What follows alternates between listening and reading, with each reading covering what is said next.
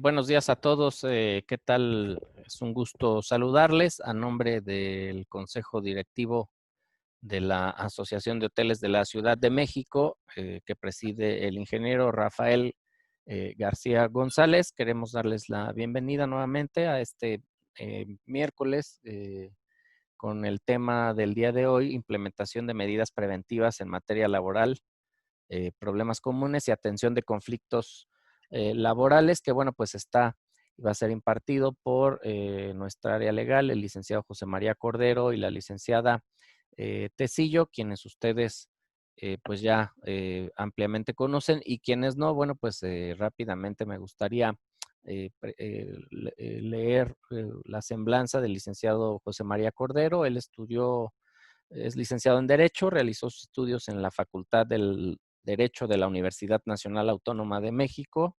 Actualmente es socio director de la firma Cordero Tecillo y Asociados, sociedad civil que funge como asesor jurídico y opera el servicio jurídico de la Asociación de Hoteles de la Ciudad de México.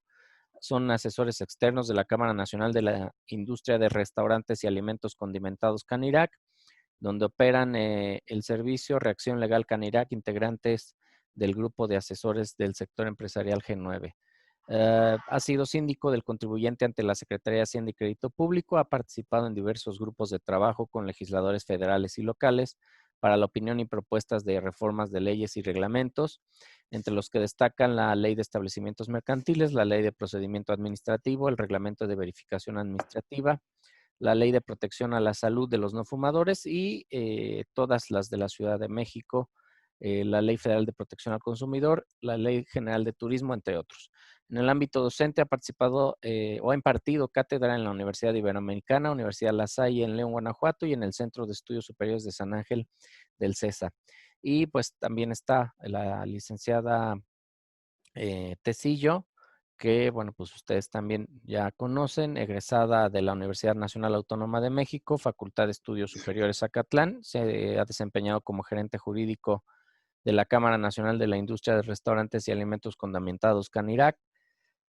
Ha estado en diversas comisiones, tanto en CONCAMIN, con Canaco Servitur, Canaco, Sectur, Secretaría de Economía, entre otras, en representación precisamente de cada uno de estos sectores empresariales, así como ha sido síndico del contribuyente ante el sistema de administración tributaria, que actualmente es socia y se desempeña como directora de lo contencioso y consultivo de Cordero Tecillo y Asociados, sociedad asesora, y que opera el departamento jurídico de nuestra asociación. Entonces, bienvenidos, y bueno, pues también bienvenido al licenciado Nicolás Mora, que estará apoyando a licenciado Cordero y al licenciado Tecillo en el tema del día de hoy.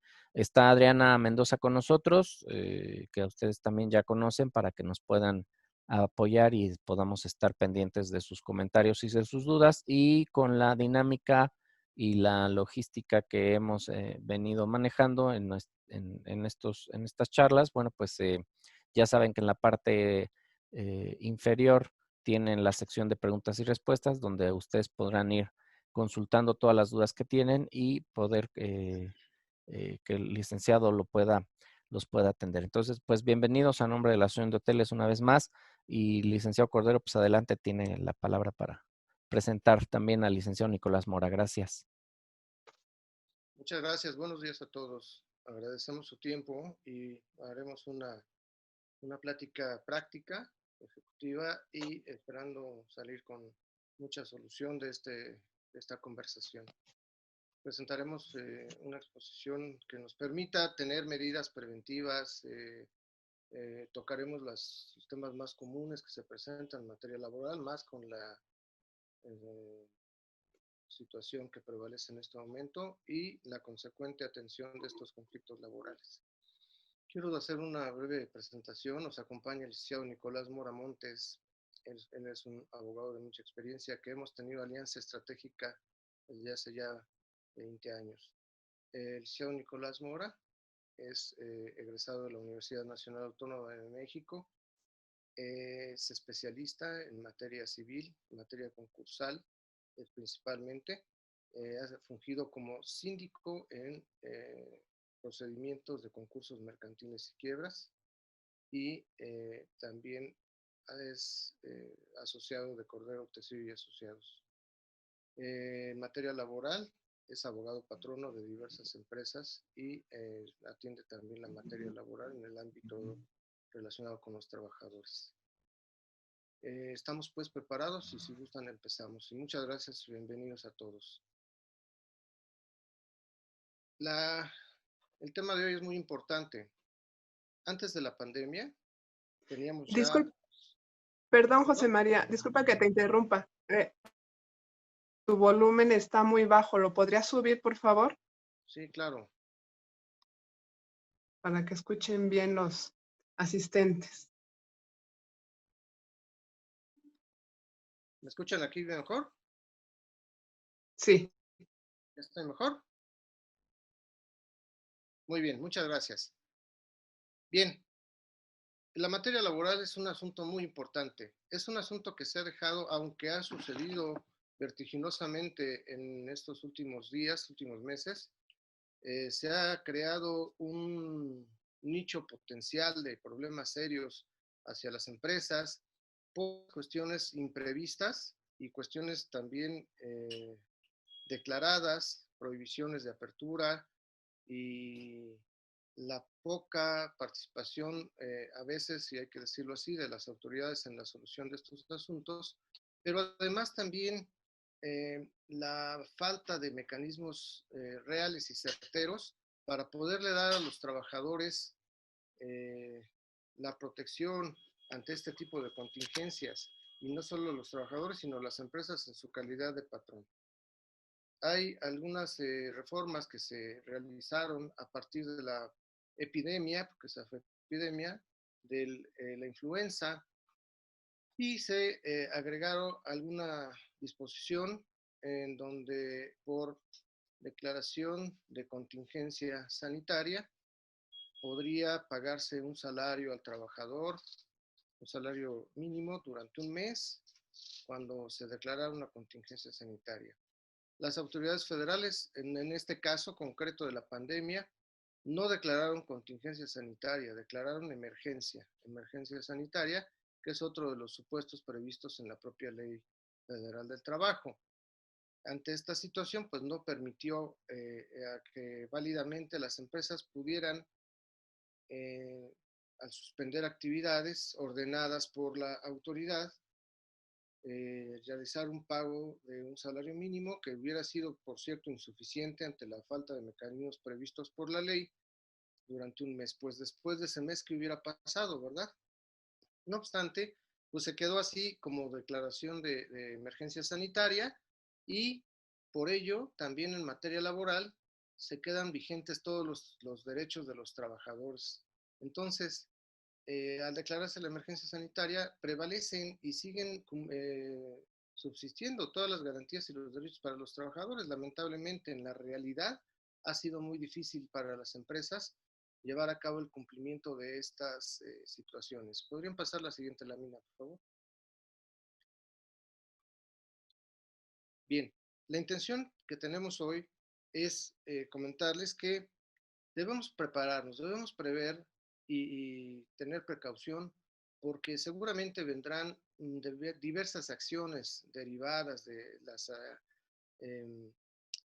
de los hechos, de la situación que prevalece con un tiempo sin poder funcionar como empresas, pero después también que se reanudan actividades, poder seguir pagando los salarios, todas las prestaciones de los trabajadores. Algunas optaron por rescindir la relación laboral, otros llegaron a un acuerdo con sus trabajadores, y todo esto pues tuvo que ver con algunas figuras incluso no previstas en la Ley Federal del Trabajo, sino ya en la práctica poder mantener la apertura y la planta productiva.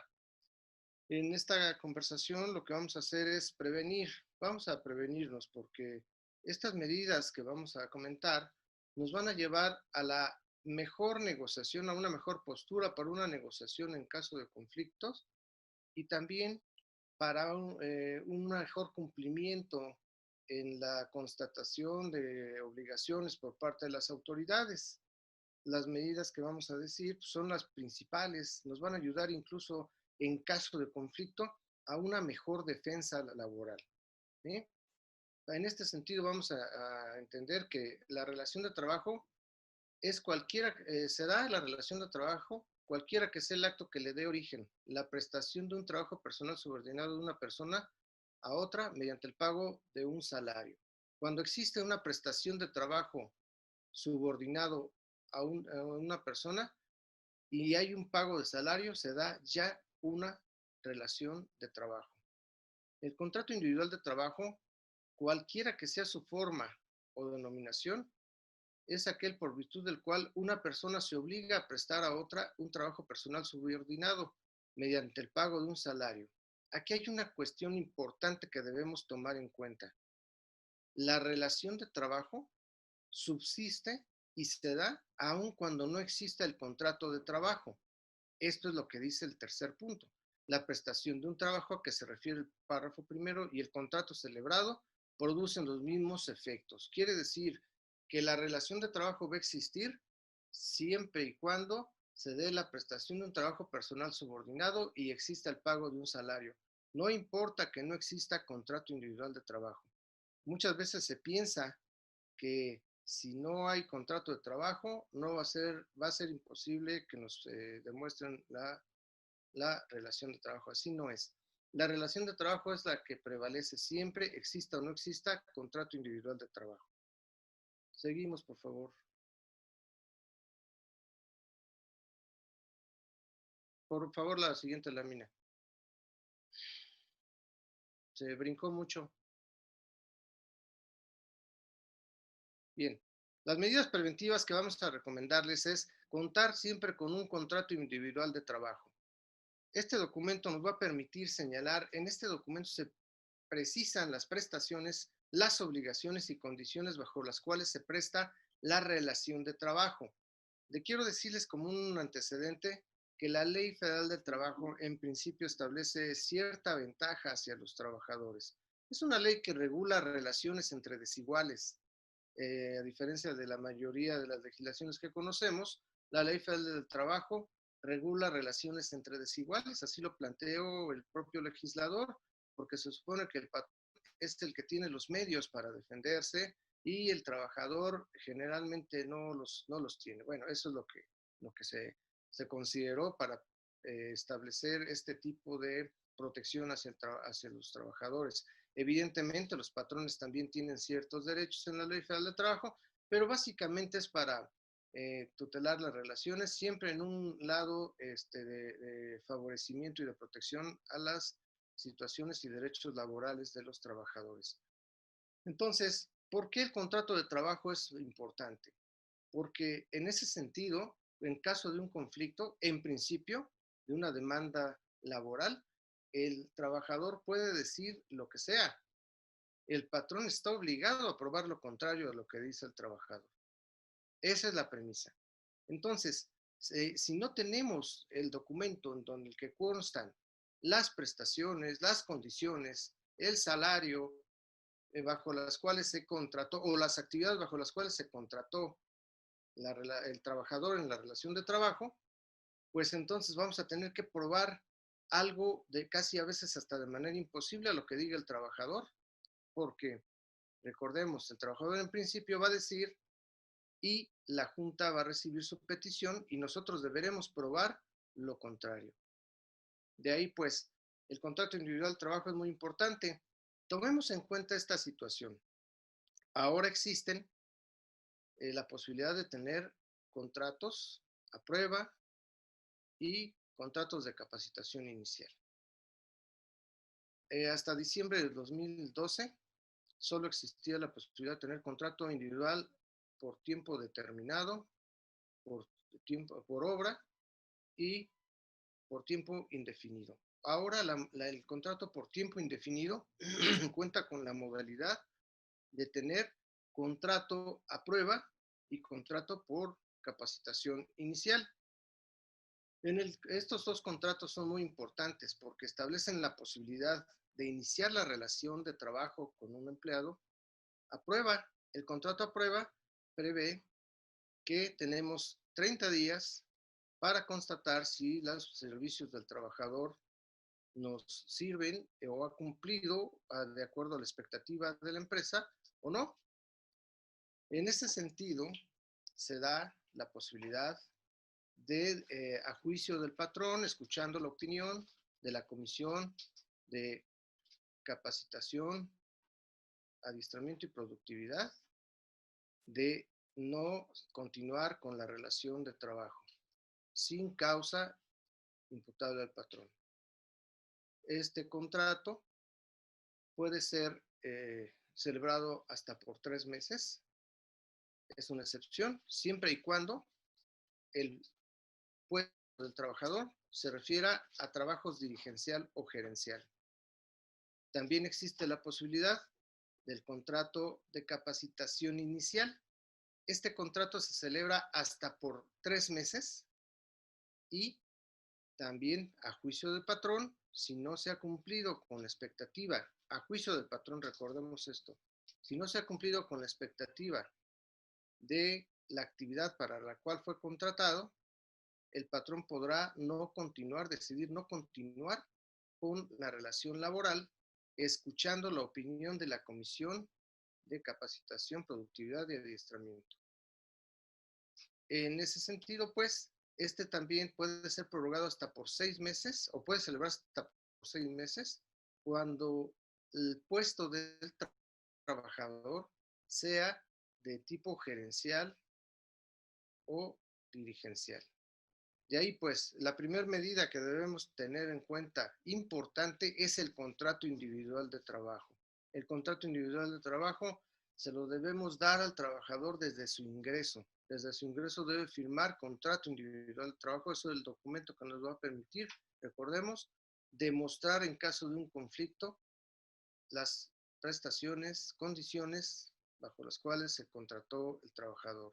También nos va a permitir dar cumplimiento a una obligación que establece la Ley Federal del Trabajo. La Ley Federal del Trabajo establece que la carga de tener el contrato colectivo individual de trabajo es del patrón. Y en caso de una verificación de autoridad del trabajo, que más adelante lo comentaremos, pues tendremos ya el cumplimiento de este requisito. Bien, tenemos un punto más que también es una medida preventiva importante. El registro del tiempo en que el trabajador está a disposición del patrón. Este es el registro de asistencia. A veces se descuida mucho esta situación. El registro de asistencia es muy importante porque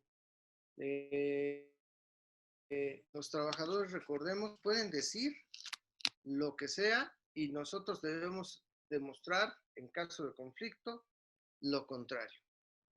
Para ello, pues, los registros de asistencia son muy importantes. Podrán demostrar el tiempo real en que el trabajador estuvo a disposición del patrón y con ello se impedirá o se demostrará que fueron a laborar en días que no debían ir, en sus días de descanso o días de descanso obligatorio, o bien que tuvieron el pago de su, perdónenme, que cumplimos, que el patrón cumplió con el tiempo de descanso que tiene el trabajador al día, que es por 8 horas, es media hora, por ejemplo, y este registro debe ser siempre firmado por el trabajador. Hoy tenemos tecnología que nos permite tener una constancia más precisa de el ingreso y la salida de los trabajadores del centro de trabajo o bien de su actividad de trabajo. Pero se nos va el asunto que aun cuando las máquinas, por ejemplo, las máquinas que registran la huella digital, pues sí, hay constancia de que está una huella digital, ¿verdad? Pero en caso de conflicto laboral, estas constancias que emite esa máquina deben estar firmadas por el trabajador. Esto es muy importante. Parece mentira, pero la tecnología está avanzada y la ley ha estado un poquito más atrás de esta situación. Los registros de asistencia, si son manuales, tendrán que estar firmados por el trabajador. Si son electrónicos, también tendrán que estar firmados por el trabajador, así sea la máquina que registra la huella del trabajador. estos registros de asistencia deben tener un ingreso del trabajador a sus labores, una salida del trabajador para su tiempo de descanso o comida, como le quieran llamar, un regreso y reinicio de actividades y registrar la salida definitiva del trabajador de sus labores. Son los 4 registros que deben realizarse en el registro de asistencia. Es muy importante, es uno de los puntos que cuando hay conflictos laborales, las empresas carecen más. Es uno de los puntos que más se llega a tener un problema porque no hay constancias de los tiempos que efectivamente el trabajador estuvo a disposición del patrón. Y con esto se da mucha certeza. A veces incluso se acostumbra que los trabajadores o los abogados de los trabajadores demanden el pago de tiempo extra todo el año, porque además tienen esa posibilidad de demandar hasta un año hacia atrás las prestaciones del trabajador. Entonces, la forma de demostrar que no hubo este tipo de tiempo extra son los registros de asistencia. ¿Sí? Otra medida preventiva muy importante es el expedir al trabajador su comprobante de ingresos, de su salario pagado. Hoy sabemos que muchos de estos pagos se hacen a través de transferencias electrónicas. Está bien la transferencia electrónica, hay cierta constancia de esta situación, pero también podría especificarse y tener más certeza que estas constancias de transferencia también sean firmadas por el trabajador, ¿sí? Porque en el caso de una demanda se suele mencionar que este pago se debe a un complemento salarial que recibe el trabajador y que su salario era más alto. Entonces, la intención de que el comprobante de los ingresos que han sido pagados al trabajador sea firmado también por este. De esta forma se podrá acreditar cuál es el salario real de los trabajadores, recordemos, y no perdamos de vista que en principio al trabajador se le cree lo que dice en caso de conflicto y nosotros debemos probar lo contrario. Bien, una de las medidas también muy importantes es el contar con reglamento interior de trabajo y que esté registrado ante la Junta Local de Conciliación y Arbitraje. El reglamento interior de trabajo se conforma por una comisión entre el patrón y los trabajadores, y cuando son sindicalizados interviene el sindicato. Se llama, si no son sindicalizados, será a través de una coalición de trabajadores. Este reglamento interior de trabajo es uno de los documentos más importantes porque nos servirá para poder acreditar la imposición de sanciones en caso de incumplimientos a los trabajadores. Es muy frecuente que haya imposición de sanciones por parte de los patrones sin que exista el fundamento real en un reglamento interior de trabajo, pues la Ley Federal del Trabajo no establece con esa especificidad la situación de sanciones. El reglamento interior de trabajo es el que nos permite en todo caso establecer tanto las sanciones como los premios y este debe estar registrado ante la Junta Local de Conciliación y Arbitraje. De otra forma, no podríamos justificar, por ejemplo, una suspensión de labores como sanción del trabajador por haber incurrido en una situación irregular. No hay una forma real si no existe el reglamento interior de trabajo. Y podríamos caer en una sanción en materia laboral o bien motivar alguna situación de demanda del trabajador de rescisión por causa imputable al patrón. Con base precisamente en el reglamento interior de trabajo, se complementa las actas administrativas o actas de incidencia. El reglamento interior de trabajo nos va a permitir que tengan un efecto real las actas administrativas o las actas de incidencia de los trabajadores, porque con la situación de las actas habrá prueba de que un trabajador ha incurrido en faltas y tal vez estas faltas se acumulen.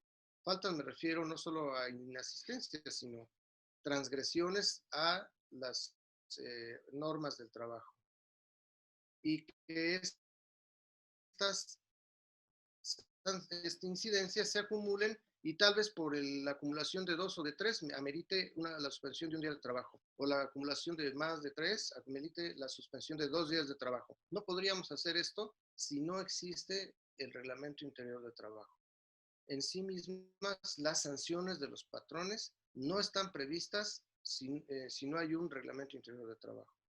Las actas, por supuesto, son muy importantes porque dan constancia de los hechos que han sucedido en las actitudes o conductas que el trabajador ha llevado a cabo y que no están contempladas como rescisión en la Ley Federal del Trabajo, pero que sí ameritan una medida disciplinaria. Hay muchas conductas de los trabajadores que no están contempladas en la Ley Federal de Trabajo, el artículo 47, como causas de rescisión, y no todas las conductas del trabajador son merecedoras de una rescisión. Por eso es importante la mancuerna entre el Reglamento Interior del Trabajo y las actas administrativas. Seguimos, por favor. Bien, otro de los documentos como medida preventiva que recomendamos es el aviso de inicio de vacaciones autorizado por el patrón y también el aviso de reingreso del trabajador después de sus vacaciones. Este documento nos va a permitir demostrar que el patrón ha cumplido cabalmente con la obligación de dar al trabajador periodo vacacional, por supuesto su consecuente pago de la vacacional, ¿sí? El recibo de aguinaldo igualmente es un ingreso para el trabajador, es un pago al trabajador y debemos tener acreditado que se le ha pagado esta prestación.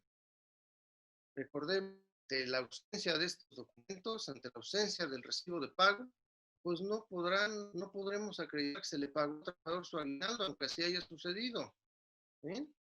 Todas estas medidas que hemos comentado previamente son que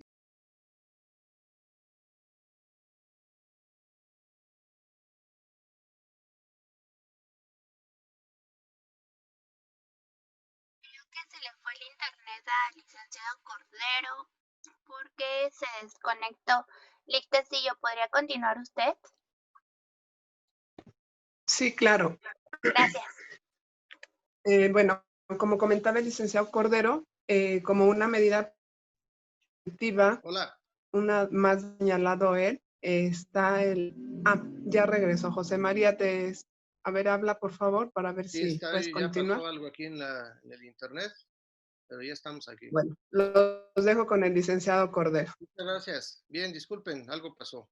Entonces, estas son medidas importantes que no debemos soslayar, debemos tener ahí muy, muy presentes, porque recordemos que en principio vamos a tener que demostrar lo contrario en caso de conflicto a lo que diga un trabajador. ¿Y por qué es importante esto? Sigue la siguiente lámina, por favor, Liliana. Ahí estás. ¿Por qué va a ser importante esto? Porque hoy, en este tiempo, se dieron incidentes que orillaron a muchos patrones a dar cabal cumplimiento a lo dispuesto en la Ley Federal del Trabajo. Muchas empresas simplemente cerraron y llegaron a un acuerdo, algunos verbal o firmado con los trabajadores. La Ley Federal del Trabajo dispone que todos los acuerdos que vayan en contra de las prestaciones de los trabajadores se tienen por no celebrados, ¿sí? Entonces, de muy buena fe se han firmado muchas situaciones de manera individual o con varios trabajadores relacionadas con los acuerdos que pudieron haber llegado las empresas. Pero recordemos que no fue exactamente lo que se tenía que hacer. No es lo que prevé la Ley Federal del Trabajo. Y si a esto le agregamos que la Junta Local de Conciliación y Arbitraje en la Ciudad de México y también la federal, pero en nuestro caso es la Junta Local, suspendieron términos y actividades, pues no fue posible llevar a cabo ninguno de estos acuerdos, someterlo a la consideración y aprobación de la Junta Local. Entonces, estamos en un problema latente, en un problema potencial muy grave sobre la acreditación de cumplimiento de obligaciones laborales. Los problemas más comunes que se van a presentar es que no contemos ahora, tenemos que prepararnos, no contemos con la documentación, que no contemos con los recibos de pago de salario, y esto va a ser muy, muy peligroso porque no vamos a poder acreditar esta situación. Sí es cierto y tenemos que ser conscientes de ello. La Junta Local de Conciliación ha estado y va a estar muy saturada. Va a haber muchas demandas por despido injustificado. No pudieron hacer en muchos casos otra cosa las empresas y ni modo, pues tendrán que ir a la Junta Local a solventar esta situación. ¿Sí? Y también, y es un punto muy grave que trae muchas causales que podrán dar pie a estas, las demandas por rescisión de la relación laboral por causa imputable al patrón. ¿Qué es esta demanda? El trabajador tiene previstos, la Ley Federal del Trabajo prevé ciertas conductas por parte del trabajador que darían lugar y justifican la rescisión de la relación laboral sin causa imputable al patrón.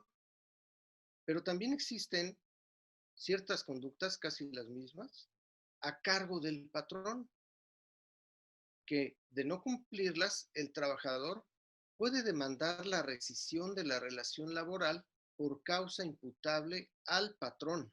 Es decir, el trabajador demanda la rescisión porque el patrón dejó de cumplir con sus obligaciones o tuvo ciertas conductas que establece la Ley Federal del Trabajo. Estas demandas implican una indemnización mayor a las demandas por despido injustificado. Por eso debemos tener mucho cuidado con ello. Estos son los problemas más comunes que podrán presentarse y también nos va a dar mucha actividad, por supuesto, a las empresas, las quejas que se presenten ante la Procuraduría de la Defensa del Trabajo. También estas van a ser muy comunes. Va a haber mucho trabajo seguramente en la Procuraduría, pero seguro van a dar causa a todas las que reciban. Muchas situaciones se dieron en anuncios televisivos, se dan publicaciones genéricas, imprecisas por parte de las autoridades que no permiten tampoco adecuarnos a un esquema real que pudiera llevar a un acuerdo con sindicatos, con trabajadores, y tampoco está prevista esta situación tan claramente en la Ley Federal de Trabajo. Por eso, este tipo de demandas creo que van a ser más comunes. Y las quejas de la Procuraduría de Defensa del Trabajo, pues la Procuraduría tiene la obligación y la función de atender a los trabajadores. Nos van a estar, vamos a procurar, nos van a conminar a llegar a un acuerdo en la Procuraduría, y en caso de no llegar a un acuerdo, la Procuraduría va a representar a los trabajadores para el caso de su defensa. Va a ser el patrocinador del juicio. También existe la queja ante la Secretaría de Trabajo y Previsión Social.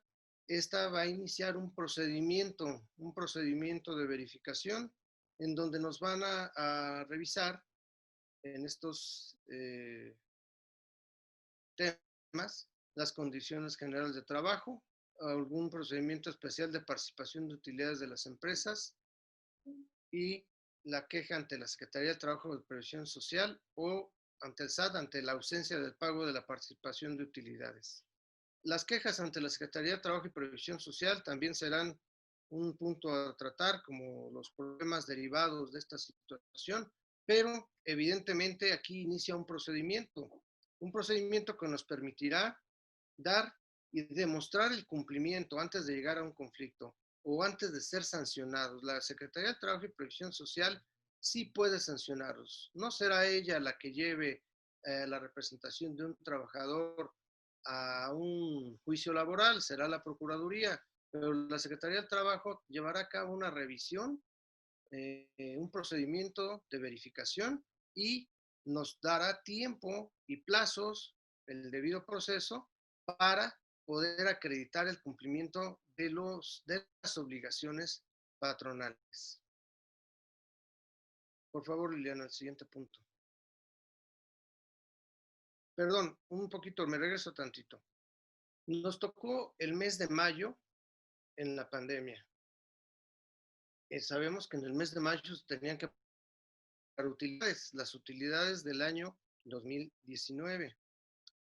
Muchas empresas es evidente que no pudieron hacerlo. Es un punto también de cuidado y que debemos estar preparados para afrontarlos. Ante esta situación, tanto sindicatos como trabajadores podrán acudir a presentar una queja a la Secretaría de Trabajo y al SAT, cualquiera de las dos. Las dos son consideradas como autoridades laborales para el caso de la participación de utilidades. Esto es importante saberlo, porque debemos ir contemplando esta relacionado con participación de utilidades. Gracias, Liz. La que sigue, por favor.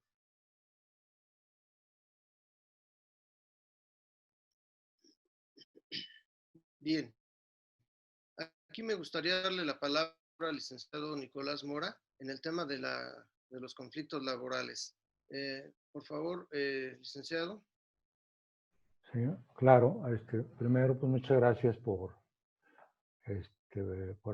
hacerme esta invitación a esta reunión y por cederme el uso de la palabra y agradecerte tu exposición también muy clara, muy precisa respecto al planteamiento de esta pandemia que ha llevado a muchas empresas a una crisis tanto financiera y ahora nos enfrentaremos seguramente a conflictos laborales de una repercusión económica muy grave. A mí me gustaría tocar cuestiones muy prácticas, si me lo permiten.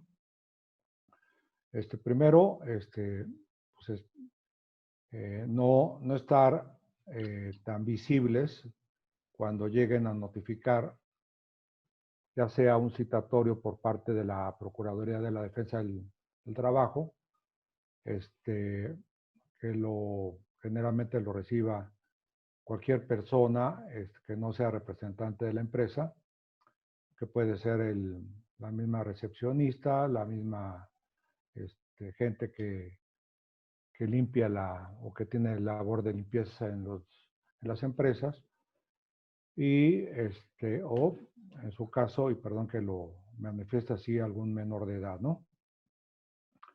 Esto es para efectos de que no se emplace o no se notifique de algún requerimiento de parte de alguna autoridad. Yo sé, y se los digo desde ahora, que están no solamente saturados las autoridades laborales para darle trámite a tanta demanda o a tantas quejas o a tantas reclamaciones por parte de los trabajadores, que seguramente empezarán a notificar esta oleada de demandas que se presenten en estos días, pues a partir del próximo mes o dentro de 2 meses. Esto le permitirá al sector patronal saber con cuánto dinero pueden contar, ya sea para llegar a una negociación conciliatoria con el trabajador. Y yo también soy muy simpatizante de que se llegue a los mejores arreglos con los trabajadores. cuidando siempre que el capital de la experiencia del trabajador pues sea privilegiada, porque finalmente eso también tiene un costo financiero muy alto para las empresas, y negociar en los mejores términos a que regresen a su trabajo este tipo de trabajadores que tienen esa experiencia, porque finalmente son los que van a apoyar a que una empresa salga de su crisis económica y de productividad. Aquellos trabajadores que tengan poca antigüedad no me preocupan tanto, porque finalmente hay una política ya muy arraigada por parte de las juntas locales de conciliación y arbitraje, en las que acreditando que se le pagó su aguinaldo, que se le pagó sus vacaciones, su prima vacacional, su reparto de utilidades, ya solamente conciliarían exactamente el monto de una indemnización constitucional, que sería generalmente muy salomónica, de pagar solamente un mes y medio y no entrar al tema de los salarios caídos. Sin embargo, si alguna empresa convino en forma verbal el pago de alguna remuneración durante el tiempo que durara la pandemia, seguramente van a pelear ese tema, porque finalmente es un derecho irrenunciable el pago de los salarios. Todavía esto está sujeto a que se vayan formando criterios por parte de la Junta, porque tampoco pueden presionar al patrón de tal forma que extingan una fuente de trabajo. Le puedo decir abiertamente que el gobierno también tiene esa obligación, cuando menos en la práctica, de cuidar también la fuente productiva del país. Entonces, no creo que la balanza sea totalmente inclinada hacia el trabajador, y máxime que pues necesitamos estas fuentes de trabajo para salir de esta crisis económica. Hay dos posibilidades de llegar a un arreglo, ya lo dijo el licenciado Cordero, que puede ser ante la Procuraduría de la Defensa del Trabajo, de la local, puede ser ante la propia Junta Local de Conciliación y Arbitraje, porque cuando se admite la demanda, también nos señalan fecha para una audiencia de conciliación, y en tercer lugar, en la propia audiencia de conciliación, demanda y excepciones, hay una etapa previa para buscar un arreglo satisfactorio entre las partes. Pero también estos convenios para tranquilidad patronal no son de llegar a una solución económica y decir mañana se paga o en este momento se tiene que pagar. También hay posibilidades de someter una aprobación de un convenio para que se pueda pagar en parcialidades, de acuerdo a la capacidad del patrón. Ahora, si no hay arreglo, entramos a un procedimiento contencioso, donde obviamente, le voy a decir, nos subimos al RIN, y con todos los documentos y elementos que acaba de mencionar el licenciado Cordero, pues tendremos que acreditar una defensa. Y pues obviamente hay cosas muy importantes, como el pago de salarios, la jornada de trabajo, el pago de vacaciones y prima vacacional, de aguinaldo, y algunos otros elementos que podrían ser relevantes. Yo sí sugiero, igual que el licenciado Cordero, que consulten el artículo 784 de la Ley del Trabajo, que establece los requisitos y las cargas probatorias que tiene el patrón a su cargo durante una secuela procesal. Y que esos documentos pues los tengan muy disponibles, obviamente en su expediente, para efectos de que al momento de que llegue la demanda se prepare la mejor de las defensas que puedan exponerse ante el tribunal. Y decirlo también, igual hay muchos trabajadores que al ver este panorama de una enfermedad mortal, porque es una enfermedad mortal el coronavirus, pues dejaron de ir o asistir a sus trabajos por protección o decisión propia o de sus familias. Ahí yo recomendaría, tenemos tiempo porque los términos procesales se suspendieron durante este plazo, de levantar las actas administrativas a efecto de rescindir el contrato individual de trabajo, la relación por faltas injustificadas, acreditarlo obviamente con testigos. Sería importante también tener el nombre de 2 testigos incondicionales para efectos de levantar estas actas y demostrar en su momento de que no fue un despido o una decisión del patrón separar al trabajador de su trabajo, sino que fue por decisión del propio trabajador. Claro, todas estas pruebas tendrán que prepararse en forma muy minuciosa para preparar una debida defensa. Y todo dependerá también de los resultados y desahogo de estas pruebas para que sean tomadas en consideración y valoradas correctamente para decretar que no fue un despido, sino una rescisión justificada y sin responsabilidad para el patrón.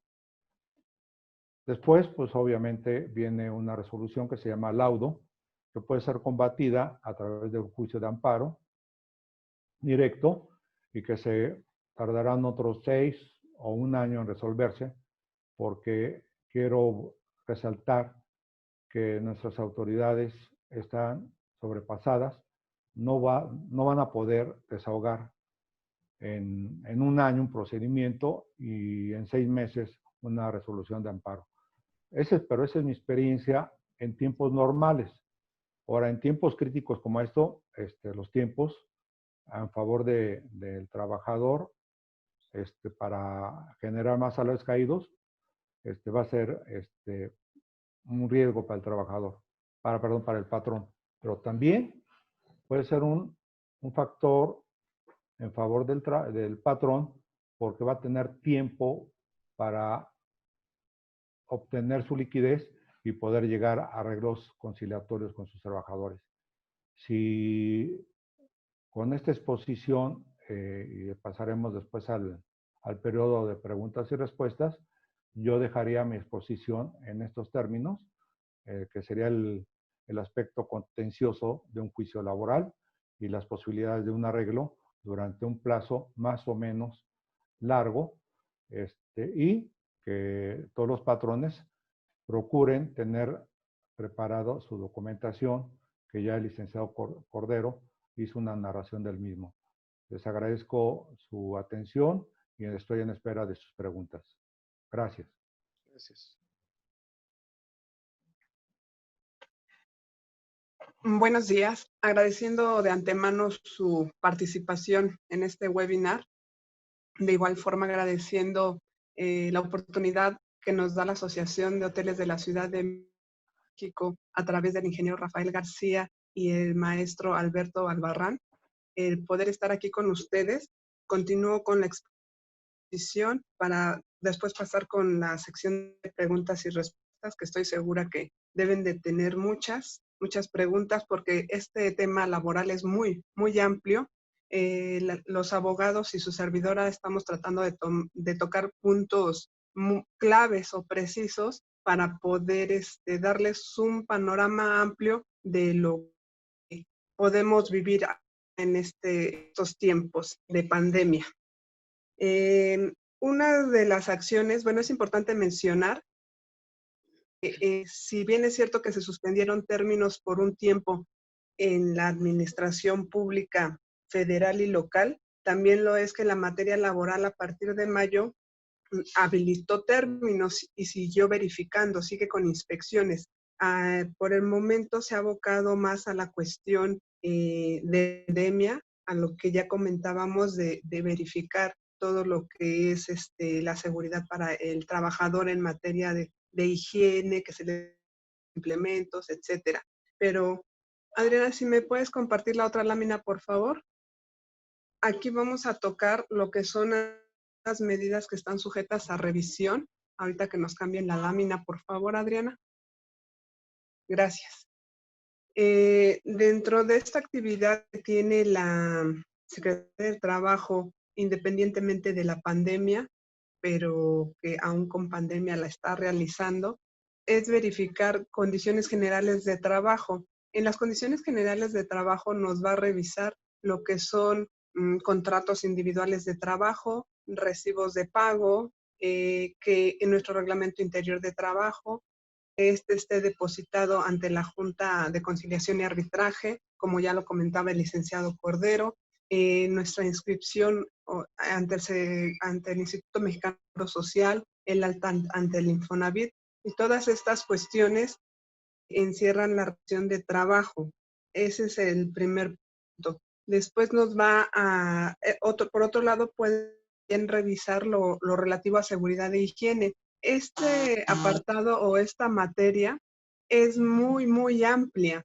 En ese sentido, hay de las normas oficiales mexicanas que regulan esta materia, pero dentro de los términos generales que pueden llegar a revisarles son, primero que nada, la integración de la Comisión Mixta de Seguridad Higiene, de las actas que se hayan levantado de esta comisión, lo que son extintores, cuestiones eléctricas, instalaciones eléctricas, iluminación, que se le provea al trabajador de todo aquel material para que él pueda trabajar, toda su herramienta de trabajo.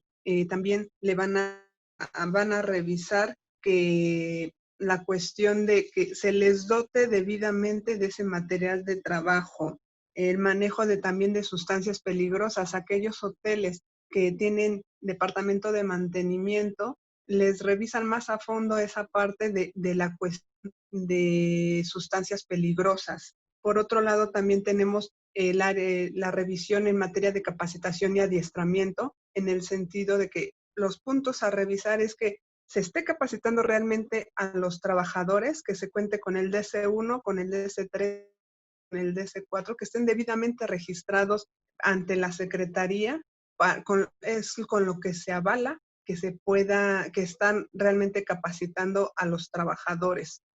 Estas revisiones son muy, muy tardadas a veces porque son demasiado minuciosas. Seguramente a muchos de ustedes ya les han tocado estas revisiones y como medida de prevención es contar con todos estos puntos para evitar que en el momento que tengamos una inspección podamos ser sancionados. La siguiente, por favor, Adriana.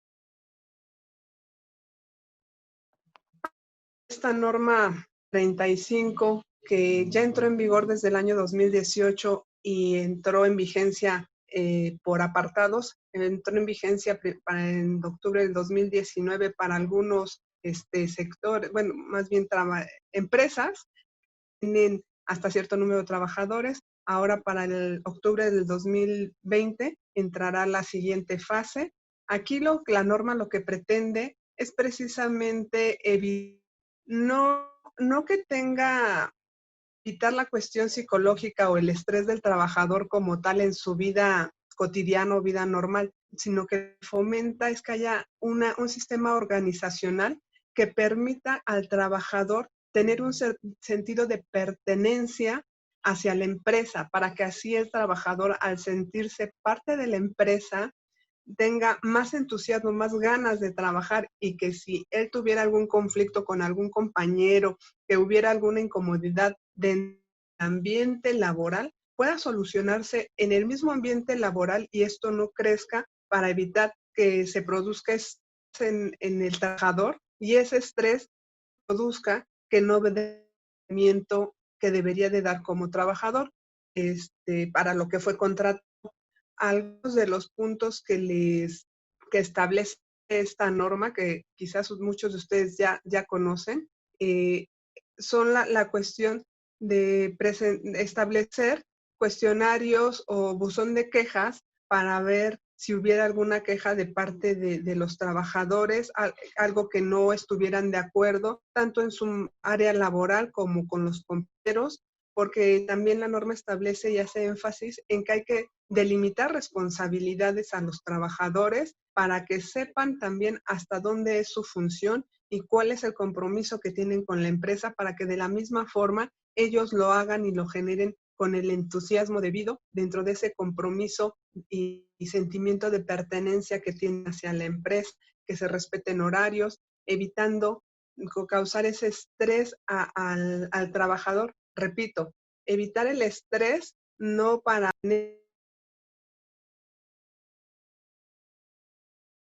No te oyes.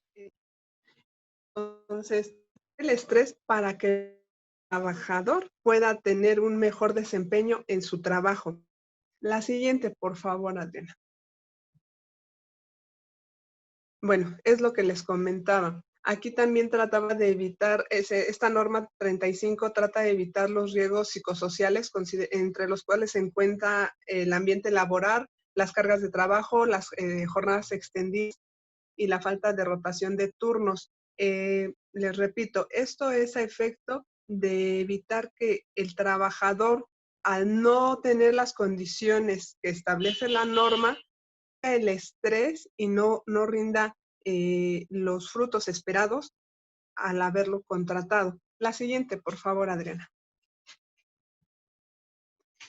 Por último, es importante mencionarles, como ya les señalaba anteriormente, la Secretaría sigue inspeccionando y ahorita con la cuestión de la pandemia lo que está haciendo es verificar ciertos puntos que, como lo mencionamos en la conferencia anterior, van enfocados mucho a la cuestión de seguridad, de higiene y la cuestión sanitaria, más bien, higiene y cuestión sanitaria para los trabajadores. Aquí, ¿puedes pasar a la siguiente, por favor, Adriana? Aquí les estoy mencionando en la presentación que la asociación les hará llegar los puntos que consideré más importantes para que vieran ustedes en esta presentación, pero en realidad este listado consta de 86 puntos para empresas medianas, que es hasta 50 empleados las empresas medianas. La página que señalo en la diapositiva, la que señalé en la diapositiva anterior, ahí es donde pueden consultar el listado de las empresas, si ya es empresa micro, pequeña, mediana o una gran empresa. Ahí se establecen los puntos que les revisaría la Secretaría y con lo que ustedes pueden prevenir en caso de ser verificados. Estos 3 puntos que ustedes ven en su pantalla son los que ya hemos comentado, que es la autoevaluación ante el Seguro Social del protocolo, el registro ante la plataforma del gobierno local y exhibir en lugar público la carta compromiso de que se aceptan estos 2 protocolos, estos registros. La siguiente, por favor, Adriana. Dentro de la revisión que les pudieran hacer en esta época de pandemia, también es importante para la Secretaría de Trabajo el que se tenga designada a una persona o a un comité que podría ser el de seguridad e higiene para que supervise que se está cumpliendo, implementando, se está capacitando al personal sobre las medidas que el gobierno está ordenando se implementen en los centros de trabajo. También se revisa que se fomente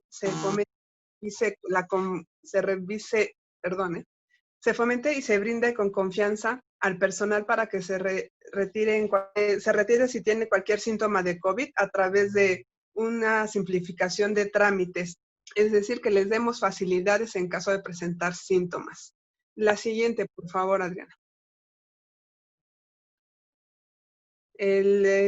Van a revisar de igual forma que haya un programa de capacitación en materia de sanitaria, en materia de higiene, en relación a la pandemia, cuente con herramientas, que se cuente con equipo de protección personal que permitan desempeñar al trabajador debidamente y con seguridad, con protección, su trabajo. La siguiente, por favor.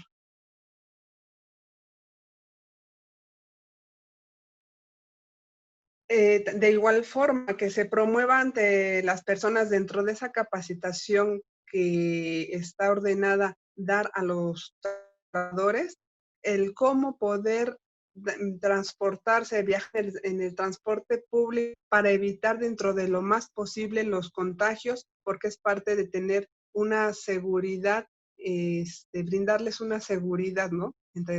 Dentro de lo que se pueda. La siguiente.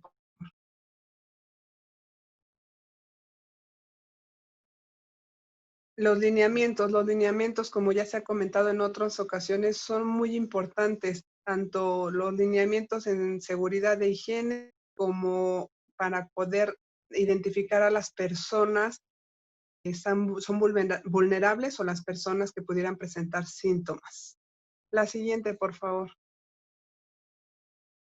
Bueno, esto sería todo de nuestra parte. Aquí es importante mencionar que la implementación de las normas oficiales mexicanas es muy importante considerarlas para tenerlas en el centro de trabajo.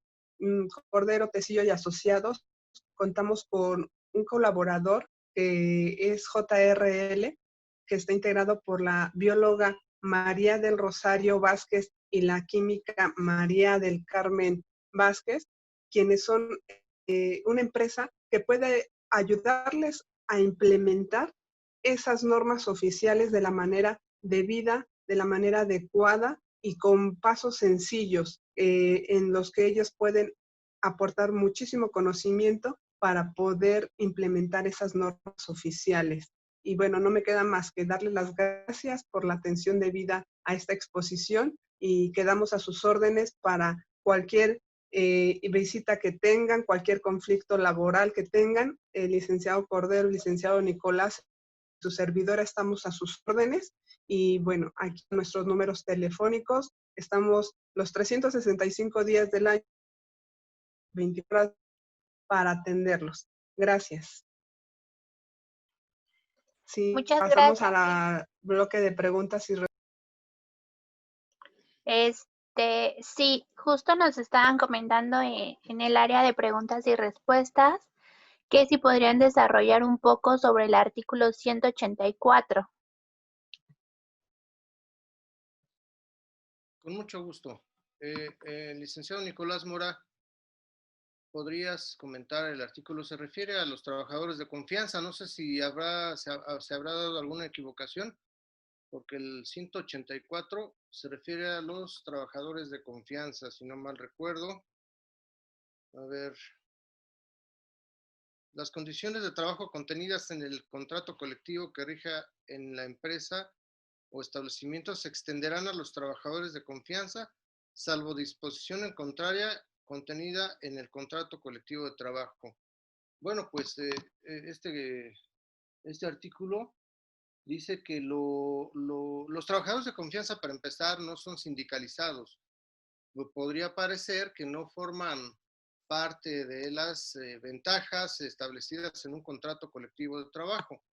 Entonces, este artículo menciona que las condiciones que se han contratado o las de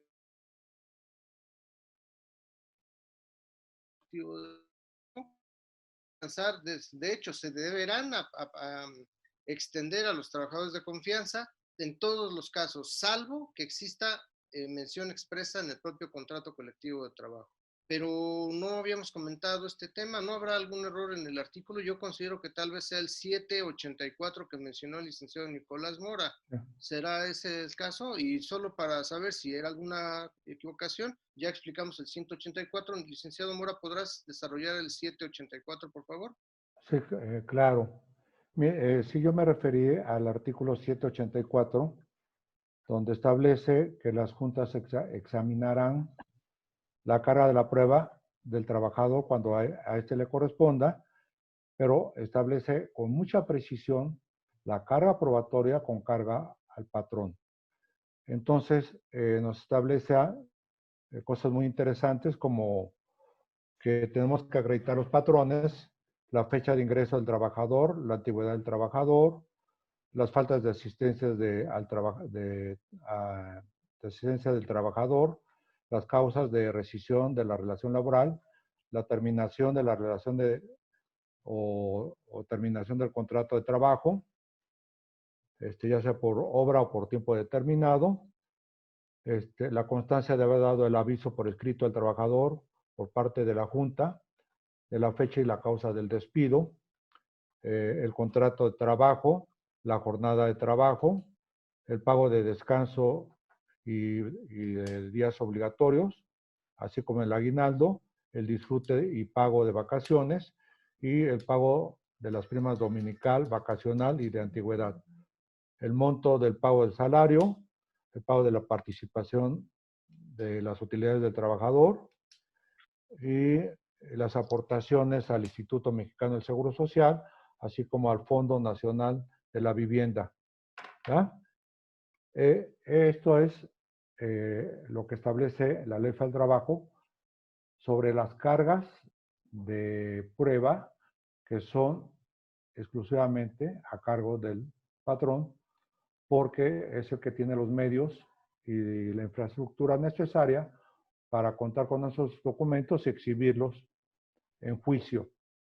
En caso de que el trabajador diga o afirme otra fecha de ingreso, pues si no el patrón no tiene la prueba necesaria, se tendrá por cierta, porque pues obviamente no tenemos ningún elemento probatorio para ello. Y esto puede ser muy delicado porque hay reformas en la Ley del Trabajo que establecen que las reformas, las últimas reformas establecen que si el trabajador entró hace 1 año o 2 años, solamente tendrá como derecho el pago de 1 año de salarios caídos. Pero si el ingreso fue anterior, tiene el pago de salario durante todo el tiempo que dure un procedimiento, y eso puede ser muy gravoso para una empresa. Con eso creo haber contestado la pregunta que se me hace, licenciado Cordero. Muchas gracias, licenciado. Muchas gracias, licenciado Nicolás. Nos comentan también sobre las actas administrativas. Para ser más claros, ¿qué pasa cuando se acumulan 3? Miren, precisamente era la situación, y qué bueno, con la pregunta nos da una aclaración importante.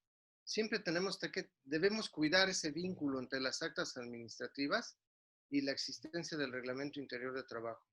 Si se acumulan 3, pero al principio de cuentas debemos saber por qué fue la causa de la conducta, cuál fue la conducta en la que incurrió el trabajador para poder llevar a cabo el levantamiento del acta, ¿verdad?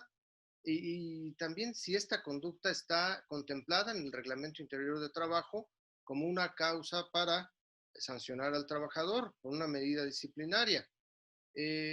Si en el reglamento interior de trabajo, y de ahí la importancia de su existencia, está contemplado que después de tres actas administrativas por determinada conducta procede un día de suspensión del trabajador o 2 días, o una amonestación, pues entonces válidamente podemos aplicar la sanción. Si no existe el reglamento interior de trabajo, no podemos aplicar esa sanción. ¿En qué casos podría servir este tema? Solo en los casos previstos por la propia ley, que estamos hablando de los supuestos establecidos en el artículo 47 de la Ley Federal del Trabajo, que son las conductas que establece la Ley Federal del Trabajo, por las cuales un trabajador puede ser rescindido en su relación laboral sin sin responsabilidad para el patrón. En estos casos, si se llegara a dar, por ejemplo, una de las causales, que es cometer el trabajador actos de violencia contra sus compañeros o contra el patrón, y se acredita en un acta administrativa, pues podrá válidamente rescindirle la relación laboral sin responsabilidad alguna. En estos casos del artículo 47, todos pueden ser sustentados con un acta administrativa, incluso las inasistencias a labores, ¿sí? Pero más allá de esto, estos hablan de un solo evento, de un solo momento. Las inasistencias a labores habla de más de 3 faltas en un periodo de 30 días. Entonces, ir documentando una ausencia, un acta administrativa, otra ausencia, otra acta administrativa, otra ausencia, otra acta administrativa. Pero lo más importante de esto, y aquí sí se cumple el asunto, es el único caso en el que prevé más de un evento, es decir, más de 3 faltas. En otros casos, los demás no dice más de 3 ofensas o más de 3 llegadas en estado de embriaguez, no. Son conductas de un solo evento y solo en este caso prevé que son más de 3 faltas. Por lo tanto, en estos casos siempre va a ser un acta por cada evento que nos servirá para rescindir la relación laboral o bien el de más de 3 faltas, que nos servirán las 3 actas y la cuarta para definir la relación laboral. Es decir, más de 3 son 4, ¿sí? Pero fuera de estos supuestos, una sanción que no amerite la rescisión del trabajador, una conducta del trabajador que no esté prevista en el artículo 47 y que no amerite la rescisión laboral y que queremos sancionar porque ocasiona perjuicios a la empresa, a los clientes, a la seguridad de sus compañeros o a él mismo, debe estar prevista en un reglamento interior de trabajo. Y en el reglamento se va a establecer la acumulación de estos eventos que va a originar una sanción correspondiente, una sanción posterior. ¿Sí? Perfecto. Muchísimas gracias, licenciado. Nos preguntan también, ¿cuánto tiempo más se tiene que tener resguardado a la población vulnerable de esta pandemia? En este caso, establece la ley que debe de privilegiarse el teletrabajo. En caso de que no se haya la posibilidad para que hagan teletrabajo, pueden ya trabajar a partir del semáforo naranja, pero es un compromiso, creo yo, desde un punto de vista muy personal. Es un punto de vista personal, perdón, perrita. Es un compromiso para el patrón, perdón, en el sentido de que deben de mantenerlos con ciertas protecciones, estar seguros de que tienen a lo mejor, no, evitar que se contagien, perdón, esa es la palabra.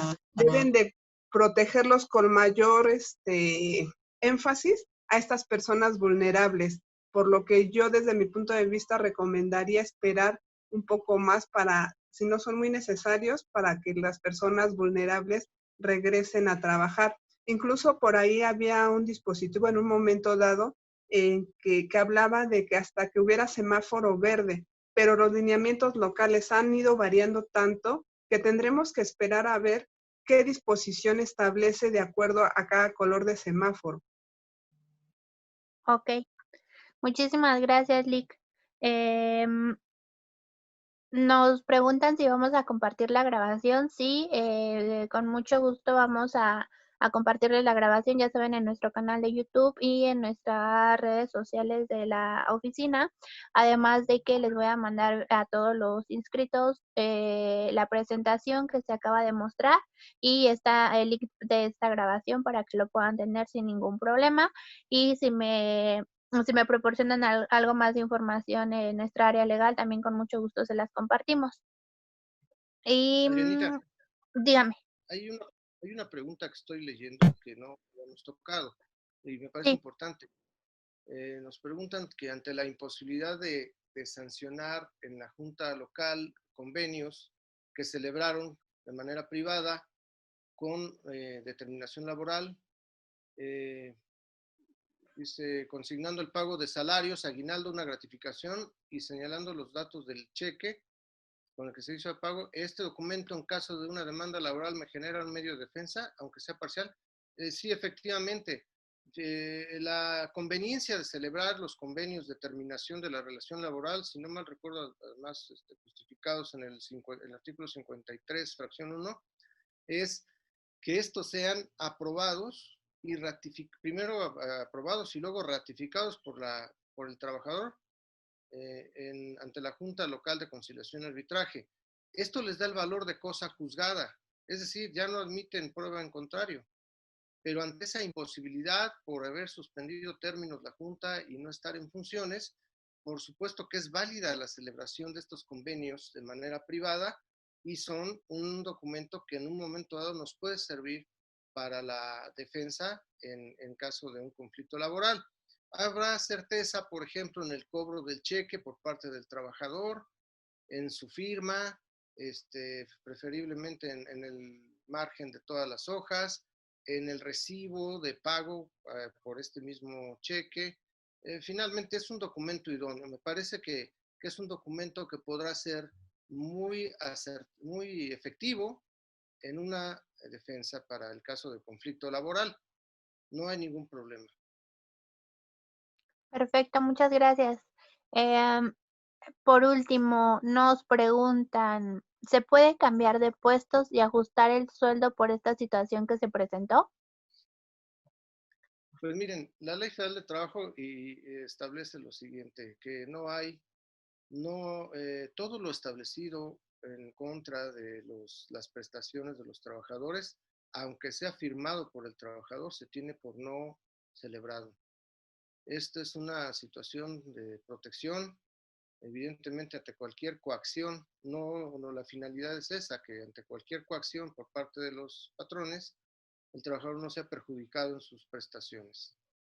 No puede haber reducción de salarios, legalmente no puede haber reducción de salarios, no puede acordarse en este tema así con los trabajadores, tampoco puede irse en rebajar a un trabajador de su puesto, sí en un puesto alterno de igual categoría, no en un puesto inferior, porque finalmente esto ya es una prestación obtenida.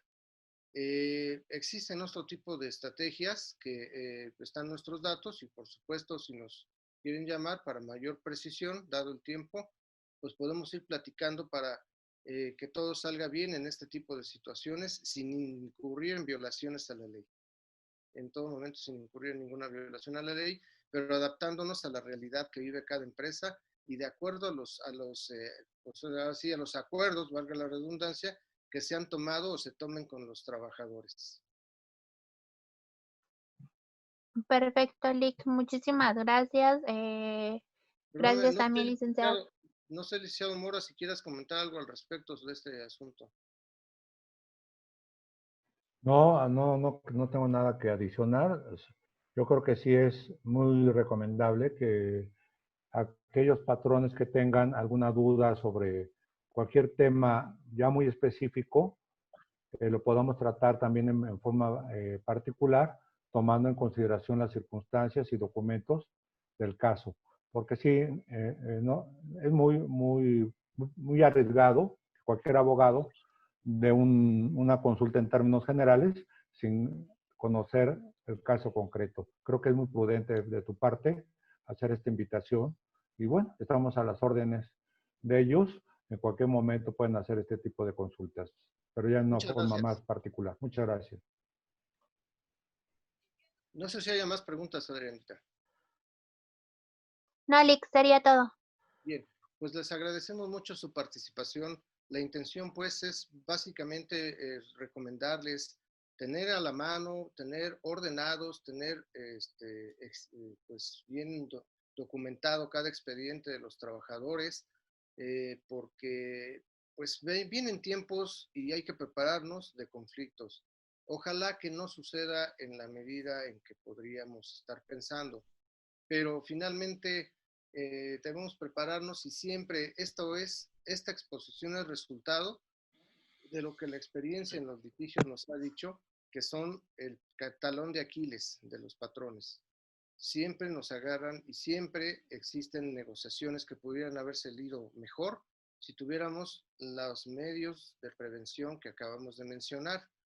Y evidentemente, ante un conflicto laboral, nuestra contraparte entenderá que si estamos preparados con estos medios de defensa, pues tendremos que llegar a una negociación o en términos favorables o seguir el proceso, seguir el juicio con posibilidades de éxito, pero siempre y cuando nos preparemos. Recordemos que la carga de las pruebas en esencia y en principio corresponden al patrón, salvo algunas estrategias de carácter de defensa, de carácter de litigio, que revierten la carga de la prueba al trabajador, pero eso ya en corto lo platicaremos en cada caso.